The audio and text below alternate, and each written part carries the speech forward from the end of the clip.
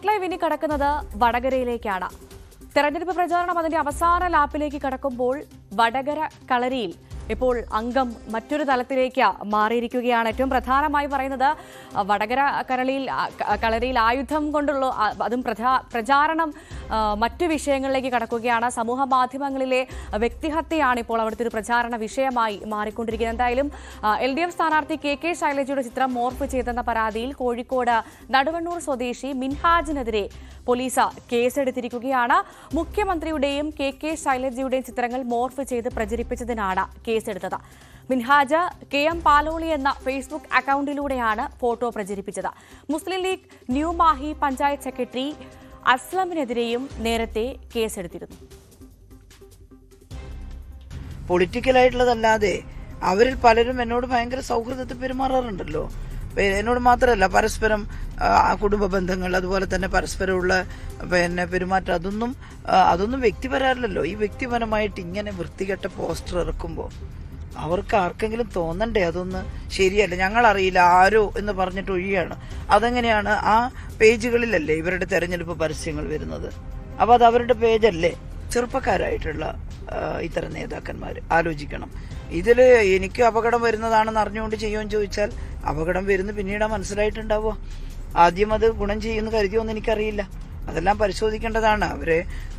ഞാൻ അങ്ങനെയൊന്നും പറയുന്നത് ശരിയല്ല. പലപ്പോഴും ചില ചെറുപ്പക്കാരുടെ ഇടയിൽ നിന്ന് സ്വന്തം പാർട്ടിക്കകത്തുള്ളവർക്കെതിരായിട്ട് പോലും അങ്ങനെയൊക്കെ ചെയ്യുന്നത് ഉണ്ടെന്ന് തോന്നിയിട്ടുണ്ട് എനിക്ക്. പക്ഷേ ഞാൻ ഈ സ്ഥാനാർത്ഥിയെയോ അല്ലെങ്കിൽ അയാളുടെ വ്യക്തിപരമായിട്ടോ ഒന്നും പറയാൻ പുറപ്പെട്ടിട്ടില്ല.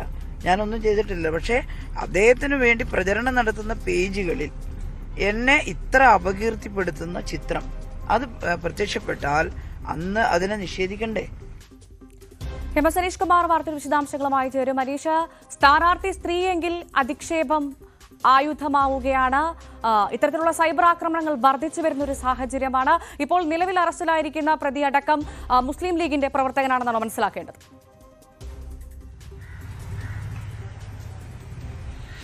തീർച്ചയായും 3 പേരെയാണ് ഇതുമായി ബന്ധപ്പെട്ട് ഇപ്പോൾ കേസെടുത്തിരിക്കുന്നത് പോലീസ്. ഇതിൽ ഏറ്റവും പ്രധാനം മിൻഹാജ് എന്ന ആൾ തന്നെയാണ്. ഇയാൾ ശൈലജ ടീച്ചറുടെയും മുഖ്യമന്ത്രി പിണറായി വിജയന്റെയും ചിത്രങ്ങൾ ചേർത്ത് മോർഫ് ചെയ്ത് മോശം കുറിപ്പുകളോടുകൂടി സമൂഹ മാധ്യമങ്ങളിൽ പ്രചരിപ്പിക്കുകയാണ് ചെയ്തത്. വാട്സാപ്പ് ഗ്രൂപ്പുകളിലും ഫേസ്ബുക്ക് ഗ്രൂപ്പുകളിലുമൊക്കെ ഈ പോസ്റ്റുകൾ പ്രത്യക്ഷപ്പെടുകയും ചെയ്തു. മറ്റൊരാൾ ന്യൂമാഹിയിലെ മുസ്ലിം ലീഗിന്റെ പഞ്ചായത്ത് സെക്രട്ടറിയും പഞ്ചായത്ത് അംഗവുമായ അസ്ലം എന്ന ആളാണ്. ഇയാളും ഇതുപോലെ ഈ ശൈലജ ടീച്ചർ മുസ്ലിം മതവിശ്വാസികൾക്കെതിരായി ചില പ്രസ്താവനകൾ നടത്തിയെന്ന രീതിയിൽ ചില ഇടങ്ങളിൽ പ്രസംഗിച്ച പ്രസംഗങ്ങൾ അല്ലെങ്കിൽ സ്വകാര്യ ചാനലുകളിൽ പങ്കെടുത്ത ചർച്ചകളുടെ വീഡിയോ മറ്റുമൊക്കെ ചേർത്ത് എഡിറ്റ് ചെയ്ത ഒരു പ്രത്യേക രൂപത്തിലാക്കി പ്രചരിപ്പിക്കുകയാണ് ചെയ്ത്. ഒപ്പം സൽമാൻ വാളൂർ എന്ന പേരാമ്പ്ര സ്വദേശിയായ ആൾക്കെതിരെയും കേസെടുത്തിട്ടുണ്ട്. ഇദ്ദേഹവും ഇതേ രീതിയിൽ തന്നെ ടീച്ചറുടെ പ്രസംഗങ്ങൾ വെട്ടിമാറ്റി അല്ലെങ്കിൽ മറ്റുള്ളിടങ്ങളിൽ നിന്നും ചേർത്ത് അത് മുസ്ലിം വിഭാഗത്തിനെതിരെയാണ് ടീച്ചർ എന്ന രീതിയിൽ പ്രചരിപ്പിക്കുകയാണ്. ഈ വ്യക്തിപരമായ അധിക്ഷേപങ്ങൾക്കപ്പുറം ഈ മതപരമായ വിഷയങ്ങൾ ചേർത്ത് അല്ലെങ്കിൽ മതപരമായ കാര്യങ്ങൾ മോശമാക്കി ചിത്രീകരിക്കുന്നതാണ് ഇപ്പോൾ കൂടുതലായും വടകര മണ്ഡലത്തിൽ ഇത്തരം ഹാൻഡിലുകളിൽ നിന്നും കണ്ടുവരുന്നത്.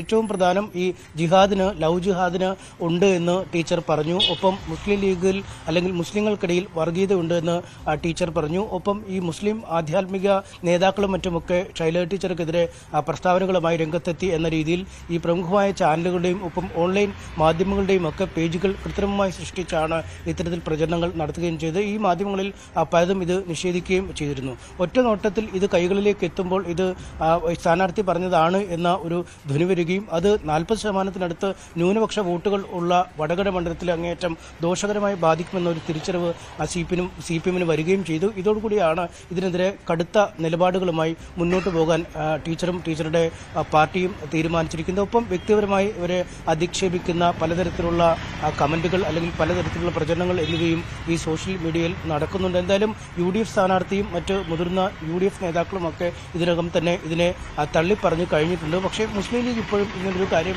തങ്ങളുടെ പ്രവർത്തകർ ചെയ്തില്ല എന്നാണ് പറയുന്നത്. പക്ഷേ ഈ പിടിയിൽ അല്ലെങ്കിൽ ഈ കേസെടുക്കപ്പെട്ട 3 പേരും ലീഗിന്റെ സജീവ പ്രവർത്തകരാണ് എന്നാണ് നമുക്ക് മനസ്സിലാക്കാൻ കഴിയുന്നത്. ഇവരുടെ അനീഷ്, ഇത്തരത്തിൽ സൈബർ ആക്രമണങ്ങൾക്കെതിരെ പോലീസിൽ പരാതി നൽകിയിട്ടും വലിയ കാര്യമൊന്നുമില്ല എന്ന് വനിതാ നേതാക്കൾ ഒന്നടങ്കം പറയുന്ന ഒരു സാഹചര്യം നിലവിലുണ്ട്. ഈ സാഹചര്യം വിരൽ ചൂണ്ടുന്നത് ആഭ്യന്തര വകുപ്പിന് നേരെയല്ലേ? പ്രത്യേകിച്ചും കെ ശൈലജയ്ക്ക് പിന്തുണയുമായി UDF MLA-മാരായ ഉമാ തോമസും കെ രമയും ഒക്കെ രംഗത്ത് വന്ന ഒരു ട്വിസ്റ്റും നമ്മൾ വടകരയിൽ ഇന്നലെ കണ്ടിരുന്നു.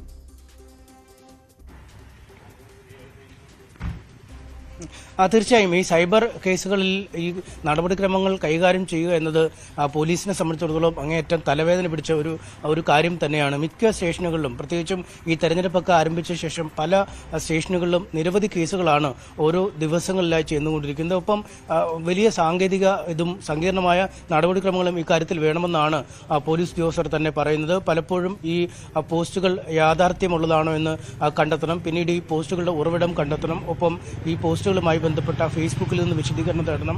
ഒരു വിശദീകരണം ആവശ്യപ്പെട്ട് ഫേസ്ബുക്കിലേക്ക് കത്തെഴുതിയാൽ അവിടെ നിന്നും മറുപടി ലഭിക്കുന്ന കുറച്ച് ദിവസങ്ങൾ കഴിഞ്ഞാവും. അങ്ങനെ സാങ്കേതികമായ സങ്കീർണമായ ഏറെ നടപടിക്രമങ്ങളാണ് ഈ സൈബർ കുറ്റകൃത്യങ്ങളുമായി ബന്ധപ്പെട്ട് കേസെടുക്കുക. സാധാരണഗതിയിൽ പ്രാഥമികമായി തന്നെ അത്ര ഭീകരമായ പ്രശ്നങ്ങൾ തോന്നുന്നില്ലെങ്കിൽ അത് FIR ഒക്കെ ഇട്ട് ആ രീതിയിലേക്ക് പോവുകയാണ് പതിവെന്ന് നമ്മളോട് പല ഉദ്യോഗസ്ഥരും സാക്ഷ്യപ്പെടുന്നുണ്ട്. വലിയ തിരക്കാണ് സ്റ്റേഷനിലുള്ളത്. ക്രമസമാധാന പ്രശ്നങ്ങളുണ്ട്.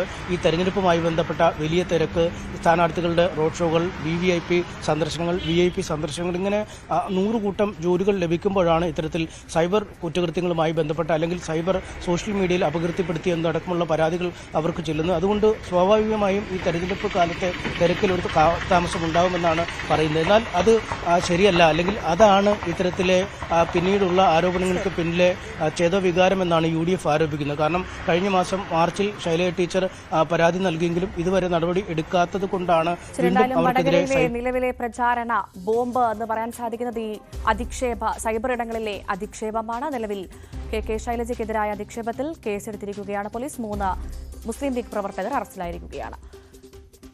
MS അനീഷ് കുമാറാണ് വിവരങ്ങൾ പങ്കുവച്ചത്.